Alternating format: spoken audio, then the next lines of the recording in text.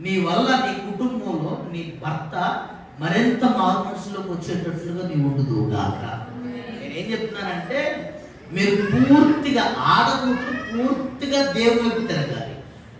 ప్రార్థనలో కానీ, పరిశుద్ధాత్మ నడిపింపులో కానీ, ఆత్మీయతలో కానీ. ఒక ఆడకూతురు ఎప్పుడైతే పూర్తిగా దేవుని వైపు తిరుగుతారో, నీ మీద ప్రకాశించిన దేవుని యొక్క ఆ యొక్క వెలుగు నీలో నుండి నీ కుటుంబంలో ప్రకాశిస్తుంది. అర్థమైనా? ఆలోచించండి. అంటే ఇది స్త్రీల కూడిక కాబట్టి ప్రత్యేకంగా నేను మీకు ఈ విషయాలు మీకు తెలియపరుస్తున్నాను. కొద్దిగా చెప్తాను. మొట్టమొదట మీరు పూర్తిగా దేవుని వైపు తిరగాలి.